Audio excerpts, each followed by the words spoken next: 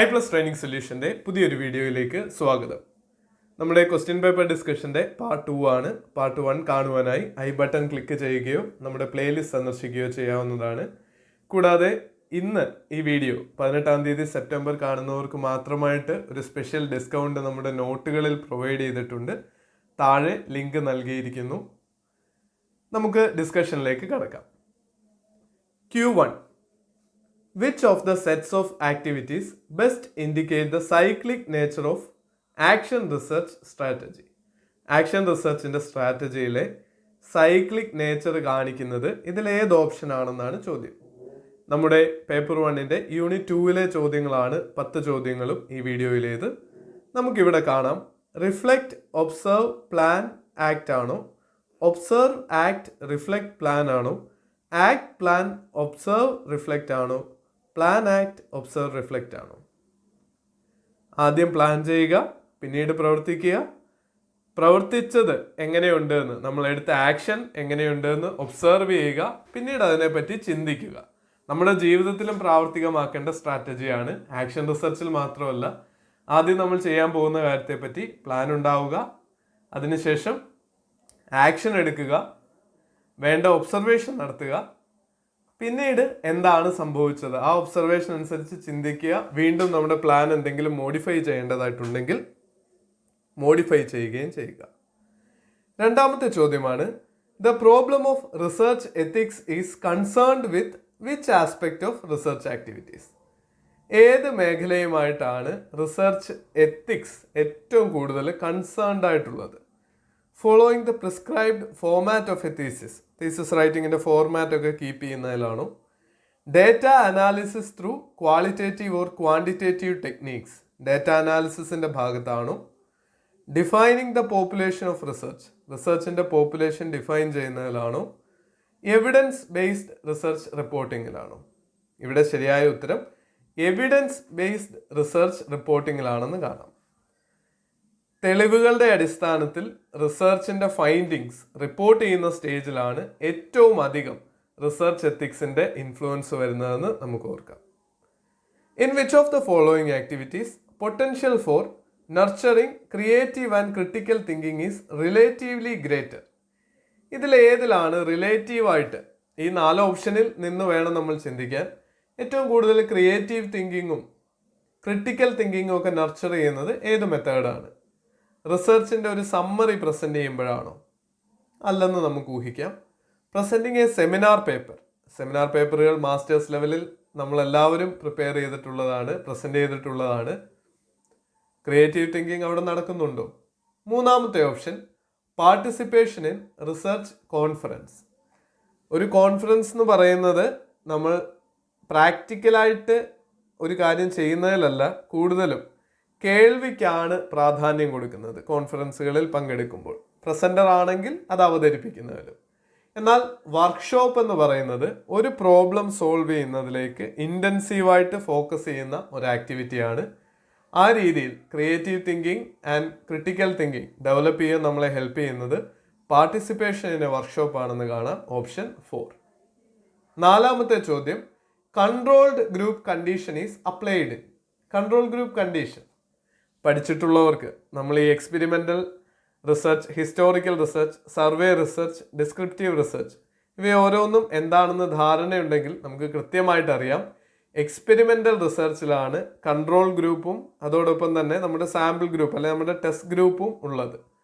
Control ഗ്രൂപ്പിനെ ഒരു fixed സിറ്റുവേഷനിൽ, ഒരു ഫിക്സഡ് കണ്ടീഷൻസിൽ നമ്മൾ കീപ്പ് ചെയ്യുന്നു. ടെസ്റ്റ് ഗ്രൂപ്പിലാണ് നമ്മൾ പരീക്ഷണങ്ങൾ നടത്താനുള്ള, അല്ലെങ്കിൽ നമ്മൾ വേരിയബിൾസ് ചേഞ്ച് ചെയ്ത് എക്സ്പെരിമെൻ്റ് കണ്ടക്ട് ചെയ്യുന്നതെന്നും ഓർക്കാം. അഞ്ചാമത്തെ ചോദ്യമാണ്, a researcher attempts to evaluate the effect of method of feeding on anxiety proneness of children. Which method of research would be appropriate for this? Case study ആണോ, experimental ആണോ, survey ആണോ, ex post facto ആണോ? ഈ കൂട്ടത്തിൽ ഏറ്റവും suitable ആയിട്ടുള്ള ചോയ്സാണ് select ചെയ്യേണ്ടത്. ഓൾറെഡി എക്സിസ്റ്റിംഗ് കണ്ടീഷനെ പറ്റി, ഇപ്പോൾ ആങ്സൈറ്റി പ്രോൺ ആയ കുട്ടികളിൽ മാത്രമേ നമുക്ക് ആങ്സൈറ്റി പ്രോൺനെസ്സിന് ഫീഡിങ് മെത്തേഡിന് ആങ്സൈറ്റി പ്രോൺനെസ്സിലുള്ള ഇൻഫ്ലുവൻസിനായി പഠനം നടത്താൻ സാധിക്കും.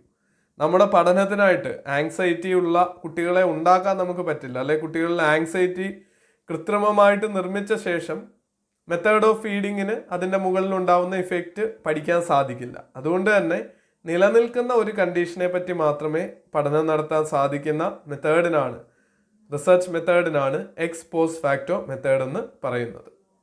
ആറാമത്തെ ചോദ്യം, the frequency distribution of a research data which is symmetrical in shape similar to a normal distribution but centre peak is much higher. Skewed ആണോ, മീസോകോർട്ടിക് ആണോ, ലെപ്റ്റോകോർട്ടിക് ആണോ, പ്ലേറ്റികോർട്ടിക് ആണോ? സ്ക്യൂനെസ് എന്ന് പറയുന്ന ലെഫ്റ്റിലോട്ടോ റൈറ്റിലോട്ടോ ഉള്ള പീക്കിൻ്റെ ഷിഫ്റ്റിംഗ് ആണ്. നോർമൽ ബെൽ കർവ് നിങ്ങൾ കണ്ടിട്ടുണ്ടാകും. എന്നാൽ അതിൻ്റെ ഹൈറ്റ് ഡിഫറൻസ്, പീക്കിൻ്റെ ഹൈറ്റ് ഡിഫറൻസ് വരുന്നത് കർട്ടോസിസ് എന്ന കാര്യമാണ്. പ്ലേറ്റികോർട്ടിക് എന്ന് പറയുന്നത് കുറഞ്ഞ ഹൈറ്റ്, മീസോ എന്ന് പറയുന്നത് നോർമൽ കർവുമായിട്ട് സിമിലർ ആയിട്ടുള്ള ഹൈറ്റ്, ലെപ്റ്റോ ആണ് ഹയർ പീക്കായിട്ട് വരുന്നതിന്, ഉയരം കൂടുതലായിട്ട് വരുന്നതിന് നമ്മൾ പറയുന്നതെന്ന് ഓർക്കുക. അത് സ്റ്റാറ്റിസ്റ്റിക്സുമായിട്ട് ബന്ധപ്പെട്ട ഒരു സ്റ്റാൻഡേർഡ് ഡെഫിനേഷൻ ആണ്. ലെപ്റ്റോകോർട്ടിക് ആണ് ശരിയായ ഉത്തരം. ഏഴാമത്തെ ചോദ്യം, when planning to do a social research it is better to. Socially relevant ആയിട്ടുള്ള, സമൂഹത്തിൽ നിലനിൽക്കുന്നതിനെ പറ്റി, സമൂഹവുമായിട്ട് ബന്ധപ്പെട്ട റിസർച്ച് നടത്തുമ്പോൾ നമ്മളൊരു ഓപ്പൺ മൈൻഡ് കീപ്പ് ചെയ്യുക എന്നുള്ളതാണ് ഏറ്റവും ഇമ്പോർട്ടൻ്റ് ആയിട്ടുള്ള കാര്യം. Approach the topic with an open mind. എട്ടാമത്തെ ചോദ്യമാണ്, എ തീസിസ് സ്റ്റേറ്റ്മെന്റ് അതൊരു ഒബ്സർവേഷൻ ആണോ, ഒരു ഫാക്റ്റ് ആണോ, ഒരു അസേർഷൻ ആണോ, ഡിസ്കഷൻ ആണോ? തീർച്ചയായിട്ടും നമുക്കറിയാം തീസിസ് സ്റ്റേറ്റ്മെന്റ് ശരിയോ തെറ്റോ എന്ന് പ്രൂവ് ചെയ്യപ്പെടേണ്ട ഒരു അസേർഷൻ ആണ്. ഒൻപതാമത്തെ ചോദ്യം, which one of the following is A non probability sampling? Probability എന്ന് പറയുന്നത്, പ്രോബബിലിറ്റി സാമ്പിളിങ്ങിലെല്ലാം സാമ്പിളിലേക്ക് തിരഞ്ഞെടുക്കപ്പെടാൻ പോപ്പുലേഷനിലെ ഒരു മെമ്പറിനുള്ള ചാൻസ് ഈക്വൽ ആയിരിക്കും. എന്നാൽ പർപ്പസീവ് സാമ്പിളിംഗ്, പേര് സൂചിപ്പിക്കുന്നത് പോലെ തന്നെ പർപ്പസ്ഫുൾ ആയിട്ട്, ജഡ്ജ്മെന്റൽ സാമ്പിളിംഗ് എന്നും അതിനൊരു പേരുണ്ട്. ജഡ്ജ്മെന്റൽ അല്ലെങ്കിൽ പർപ്പസീവ് സാമ്പിളിംഗ് മെത്തേഡിൽ നിർബന്ധമായും തിരഞ്ഞെടുപ്പ് നടത്തുന്ന വ്യക്തിയുടെ ഫീലിംഗിൻ്റെ അടിസ്ഥാനത്തിലാണ് സെലക്ഷൻ നടത്തുന്നത്. അതുകൊണ്ട് തന്നെ നമുക്കതിനെ നോൺ പ്രോബബിലിറ്റി സാമ്പിളിംഗ് എന്ന് പറയാൻ സാധിക്കും. എനിക്കിഷ്ടമുള്ളതാണ് ഞാൻ സെലക്ട് ചെയ്യുന്നത്, പ്രോബബിലിറ്റി ബേസ്ഡ് ആയിട്ടല്ല. The sequential operations in scientific research are. നമ്മുടെ ഫൈനൽ ക്വസ്റ്റ്യൻ ആണ്. നമ്മുടെ ലേണിസ്റ്റിൻ്റെ പാർട്ടായിട്ടുള്ള വെബ് പോർട്ടൽ സന്ദർശിക്കുന്നതിലൂടെ നിങ്ങൾക്ക് സൗജന്യമായിട്ട് നോട്ടുകൾ ആക്സസ് ചെയ്യാൻ സാധിക്കുന്നതാണ്. തീർച്ചയായും ആ ലിങ്ക് ക്ലിക്ക് ചെയ്ത് ഫ്രീ ആയിട്ടുള്ള റിസോഴ്സുകൾ ചെക്ക് ചെയ്യുക.